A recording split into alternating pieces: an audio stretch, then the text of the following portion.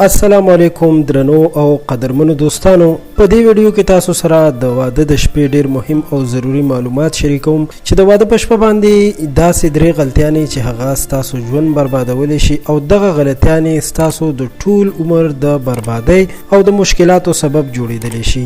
دا ویډیو را سره تر اخره وګورئ، تاسو لپاره ډیر ضروری معلومات لرم. قدرمنو، هڅه خو هر انسان غواړي چې د هغه ښځه د پاکه وي او پاکې ښځې سره د واده وکړي، خو د دې لپاره ضروری ده چې دغه انسان هم خپل ځان د نورو ښځو نه وساتي او د خپل حیا عزت خیال وساتي. نو یقینا چې د په قسمت کې به الله تعالی پاکه ښځه ور په نصیب کړي. خو نن سبا چې زیات وختونه کورني مسایل پیدا کیږي او د واده په لومړو ورځو کې د ښځې او خاوند ترمنځ ډیر لوی مشکلات پیدا کیږي، نو دغه مشکلاتو جرړه سوي دا معلومات نن تاسو ته درکوم. قدرمنو دوستانو، د واده په لومړۍ شپه باندې یو ډیره لویه غلطي چې سړی د هغې په باره کې فکر کوي هغه د ښځې نه د بکارت پردې نه وینه تلل او یا نه تلل دي.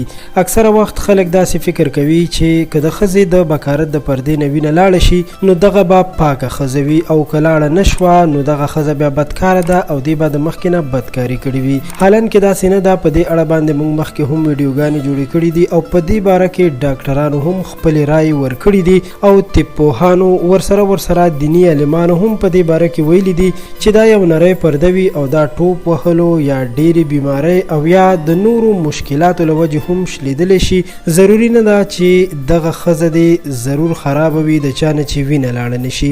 نو په دې باره کې ډېر زیات احتیاط کول پکار دي، او که بیا هم خاوند ته ډېر شک وي نو د ښځې د تیر ژوند کرکټر دې معلوم کړي، بهتره به معلومه شي چې دغه ښځه رښتیا بدکاره وه او که نه. دویمه لویه غلطي چې زیات سړي داسې فکر کوي چې د واده په اوله شپه باندې به ښځې سره په مختلفو طریقو باندې کوروالی کوم، ځکه چې نن سبا اکثره سړي غلط او ناروا فلمونه ګوري او هغوی داسې فکر کوي چې خپلې ښځې سره به هم په دغه طریقه کوروالی کوم. حالانکې دا یوه لویه او ستره تېروتنه ده، ځکه چې خپلې ښځې سره داسې کوروالی نه دی کول پکار. کوم خلک چې دغه فلمونه جوړوي هغوی د دې لپاره مختلف سټیراید او ګولۍ استعمالوي او دغه پروفیشنل کاروبار کوي. نو خپلې ښځې سره که په داسې طریقو باندې کوروالی وکړی شي، یو خو د واده په لومړو ورځو کې هغه نابلده وي او بل هغې ته داسې تکلیف او زخم پیدا کېدلی شي چې ممکن هغه د بچو د پیدا کولو نه هم پاتې شي او بچي بیا هم پیدا نشي.